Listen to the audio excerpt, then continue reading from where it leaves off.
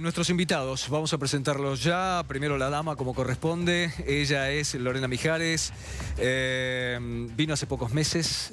Un mes y medio. Un mes y medio nada más. Sí. Estás embarazada y tienes un chiquito. Sí. Enseguida vamos a hablar de tu experiencia, porque sí que es duro. Eso sí que es duro afrontarlo. Y también está Nazareno Echepare, que es dirigente de Vente Venezuela, el partido de María Corina Machado. Bueno, ya está. Se cargaron al Parlamento. Para los que tenían dudas del proceso fraudulento de la Asamblea Nacional Constituyente, se acaban de cargar, perdón el término, pero se cargaron al Parlamento. ¿Esto es definitivo? ¿Tiene alguna opción de resistencia? Ya pasamos de la República a la dictadura castrocomunista. O sea, ya es formal. Ya es formal, por supuesto. Se cargaron la Asamblea. Hoy manda Diosdado Cabello, lo podemos decir de alguna manera, el nuevo hombre fuerte del país. Es curioso, ¿no? Porque Maduro pone a Delcy Rodríguez porque era ariete de él, pero finalmente la decisión fundamental de cargarse a la Asamblea Nacional, es decir, el Parlamento unicameral legítimamente electo por la ciudadanía, corresponde a Diosdado Cabello. Sí, tal vez la carta de negociación en su momento de Nicolás Maduro era ponerla a Cilia Flores. Bueno, llegaron, bueno... Poner a la esposa de uno, válgame Dios, ¿no? O sea, bueno, un poco pero fuerte. así funciona esto, ¿no? Sí. Y bueno, ahora tenemos un Estado narcoterrorista con la mayor reserva petrolera certificada del mundo. Quiero hablar con Lorena de lo que significa esto en la vida de las personas, porque te está golpeando de lleno. Sí, realmente es difícil estar acá y saber que tu familia y tus amigos siguen allá. Contanos, ¿en qué circunstancias te viniste? Honestamente, yo ya tenía un año planificando venir para acá, era la tercera vez que venía para Argentina y me gustó el país, la cultura y sobre todo la calidad de vida. Aquí en Venezuela es muy difícil salir ya después de las 7 de la noche por la inseguridad, por la zozobra de que te puedan robar o que te puedan secuestrar, y aquí honestamente es otra cosa. Cuando tuve a mi hija, dije que bueno, que no quería que naciera o que viviera en Venezuela porque no es la Venezuela donde yo nací.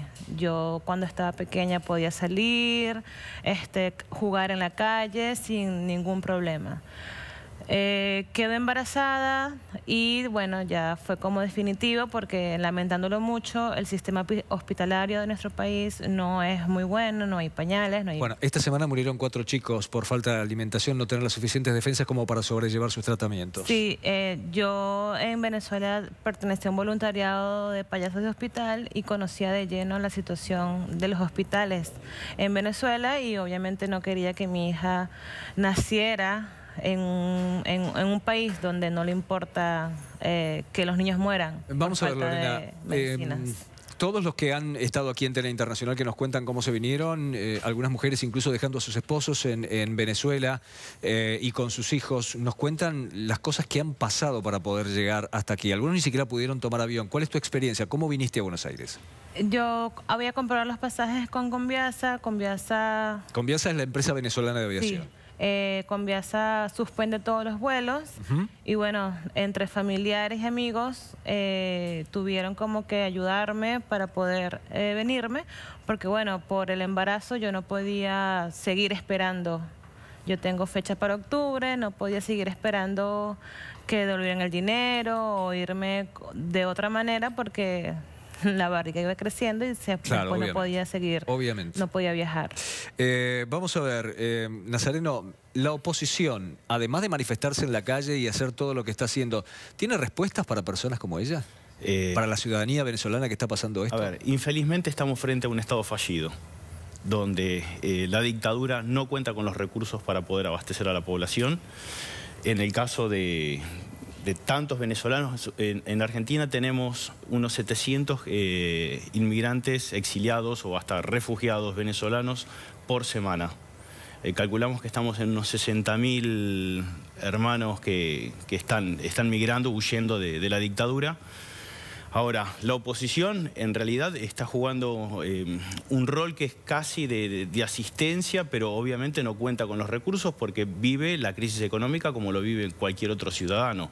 De hecho, a ver, para distinguir, oposición hoy es el 80% del país o más.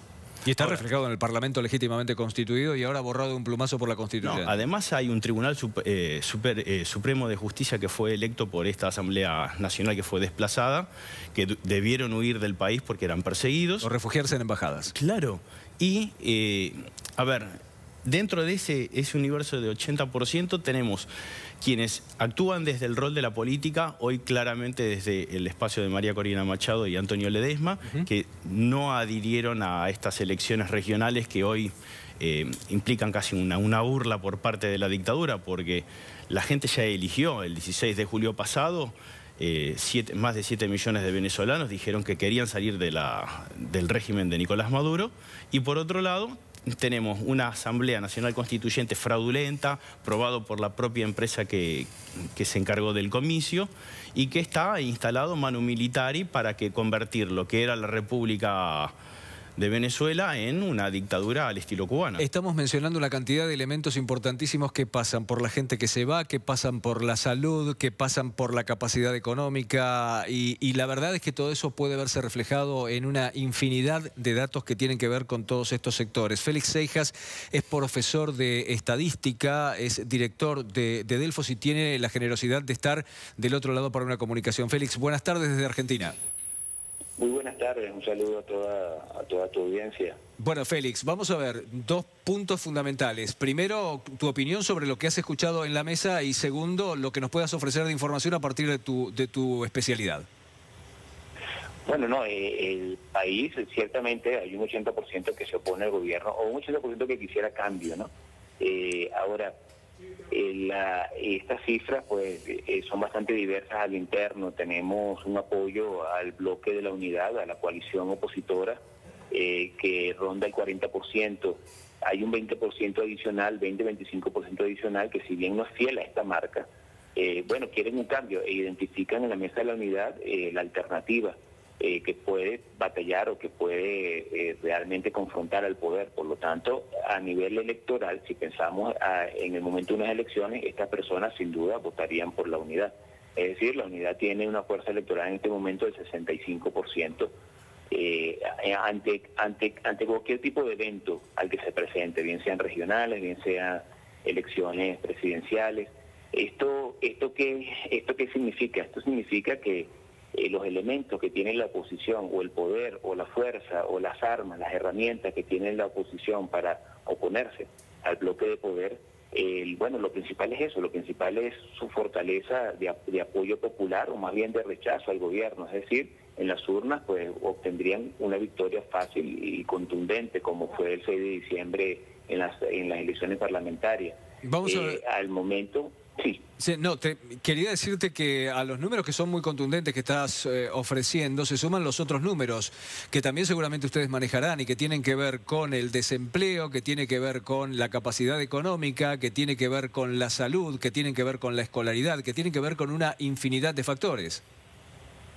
Sí, el país vivió unos años de una abundancia, por lo menos de la percepción de bienestar. Esta percepción penetró en los estratos más bajos, en los estratos más necesitados, pero claro, todo era ficticio, se sustentaba en las importaciones, se sustentaba en el precio del barril de petróleo por encima de $100. El gobierno, luego del 2002, la crisis que tuvo en el 2002, que incluso sacó al presidente Chávez por 3 días del poder, aprendió varias cosas.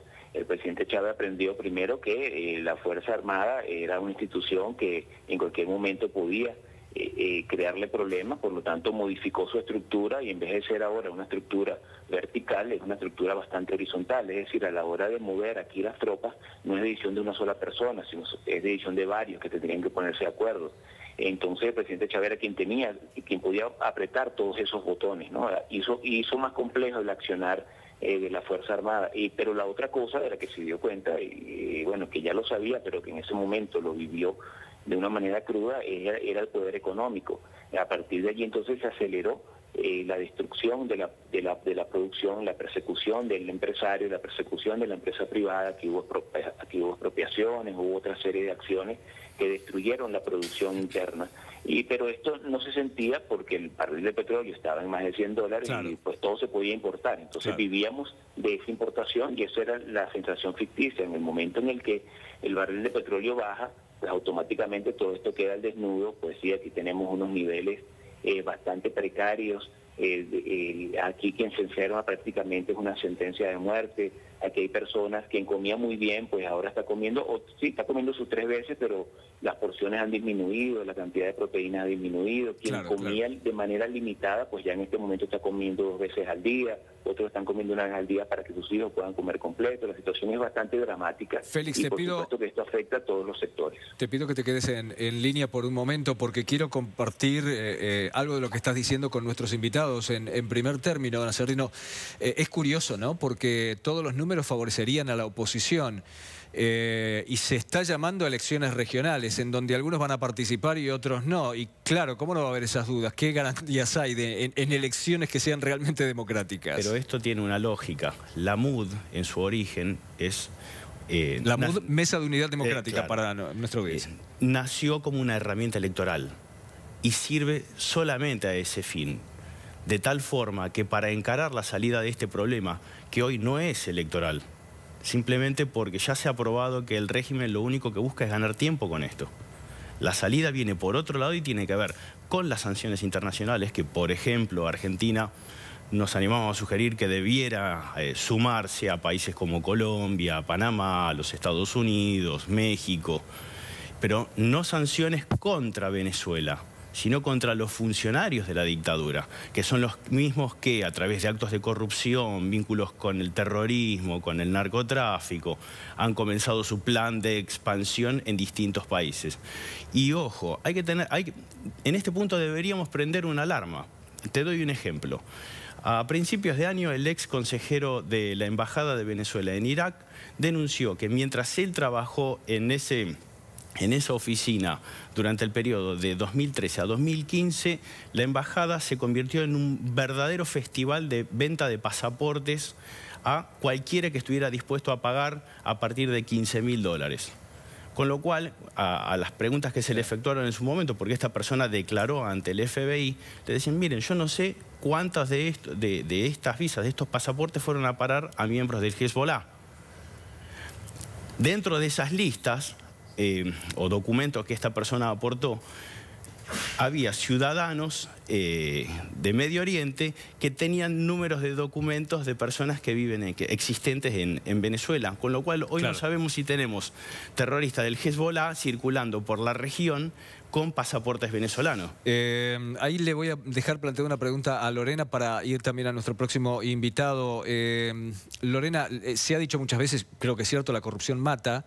Y está, por un lado, los hechos de corrupción, los límites a la democracia ya convirtiéndose literalmente en una dictadura. Están los datos que dio Félix económicos que son contundentes. La pregunta que te quiero hacer para después de saludar a nuestro invitado, de otro de nuestros invitados, es cómo se vive en carne propia, cómo se vive en la calle, cómo se vive en el día a día. Porque una cosa es decirlo y otra cosa es pelearlo en la calle todos los días, ¿no? Porque hay que sobrevivir, porque hay una familia para alimentar. Eso me lo vas a contestar en un instante. Quiero saludar también a Marco Bozo, que es diputado de la Asamblea Nacional. Marco, buenas tardes.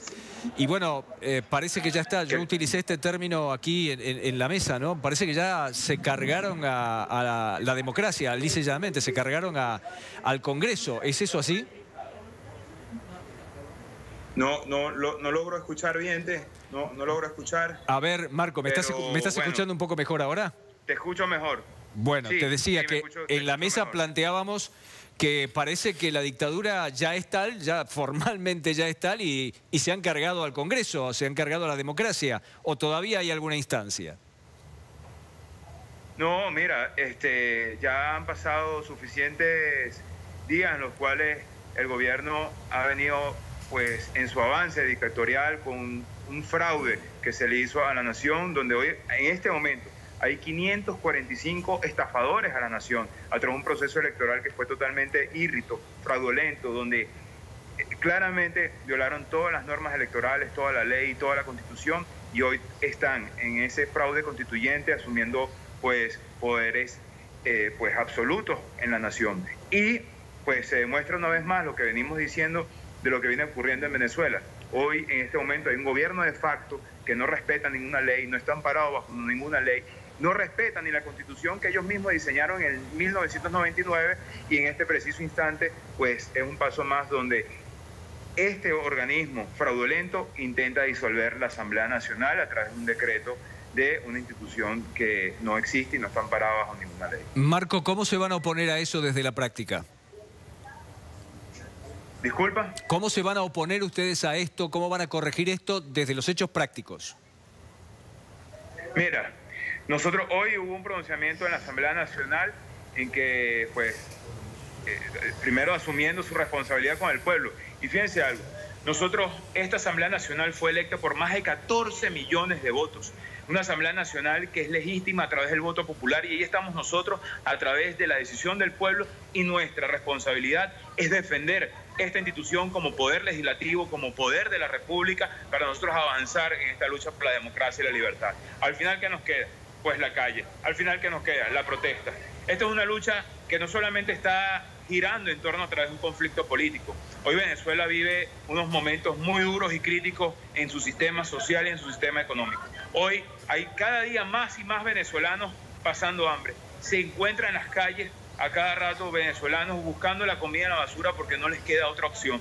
Hoy en Venezuela hay hambre porque además nos está golpeando el bolsillo duramente cuando los precios aumentan semana tras semana, pero el salario sigue siendo el mismo. El salario sigue siendo sumamente bajo para poder tener una calidad de vida digna. Y al final, esto es una lucha por la dignidad de la vida. Esto es una lucha por las libertades de todos los venezolanos. Esto es una lucha por las oportunidades que tengamos para progresar y avanzar en un país que tiene muchos recursos naturales, un país que tiene mucho potencial, pero que un grupo minúsculo de bandidos, de que el crimen organizado se ha apoderado al Estado, ha asumido distintas posiciones robándole todos los recursos al pueblo venezolano. Marco, muchas gracias por tu tiempo, un saludo muy cordial y vamos a quedar en contacto permanente porque vamos a seguir el detalle de lo que pasa en Venezuela. Seguro, muchas gracias y saludos a todo el pueblo argentino, siempre solidario. Y bueno, como hermanos latinoamericanos es una labor nuestra de no permitir estos momentos que vive Venezuela en la región latinoamericana, que ha avanzado de manera importante en la democracia y en la libertad. Hasta luego. Félix, tu trabajo es titánico. Ya sabemos que este tipo de regímenes no quiere las estadísticas, no le gustan los números, no le gusta ver lo que pasa. Sí, correcto. Yo quería hacer referencia un poco a lo de las regionales, ¿no? Las regionales, claro, ¿cuál es el sentido? El sentido es, o lo que se debe hacer es seguir presionando, por supuesto, al gobierno, es seguir dejando que ante la comunidad internacional lo que aquí está ocurriendo y que ese apoyo, pues, venga también a presionar. Eso tiene efecto, eso por supuesto que es importante. Las elecciones regionales, participar o no participar. Si no participas, pues estás dejando 23 entidades en manos del gobierno sin pagar costo alguno. Si participas, pues entonces estás poniendo la presión de aquel lado, estás haciendo que ellos tengan que hacer algo. Ellos no se van a enfrentar a una derrota contundente, a una derrota en la que no lleguen ni siquiera al 30% de los votos. Por lo tanto, ellos tienen que hacer algo, tienen o que sabotearlas, tienen que suspenderla. Estás poniendo la presión de aquel lado. Estas no son unas elecciones normales. Yo no creo que ningún candidato va a llegar aquí ofreciendo hacer canchas o hacer carreteras o arreglar hospitales. Simplemente esto es parte de la lucha, se inscribe dentro de esa lucha que se está llevando para aumentarle los costos al poder. Félix, gracias por tu tiempo, un saludo. Tengo que ir al contacto enseguida con un móvil desde Barcelona, pero antes quiero despedir a nuestros invitados, agradecerle estar aquí y brevemente la pregunta que quedaba pendiente todavía. Bueno, efectivamente lo que dijo Marco es cierto. Nosotros tenemos que hacer colas para poder comprar comida. A veces no conseguíamos la comida, podíamos estar 3 horas en cola y se acababa la comida. Me atrevo a decir que el venezolano come 2 hasta 1 vez al día, porque no alcanza el dinero, el sueldo mínimo, 100.000 bolívares, y 1 kilo de harina pan cuesta 8.000. Ya por allí como se puede determinar cómo era la situación económica de nuestro país. Y sí, todo lo que dijo él es verdad. No solamente la parte de la comida, la parte de la salud también es importante. Gracias por la presencia de ustedes aquí. Rápidamente a la pausa y volvemos enseguida.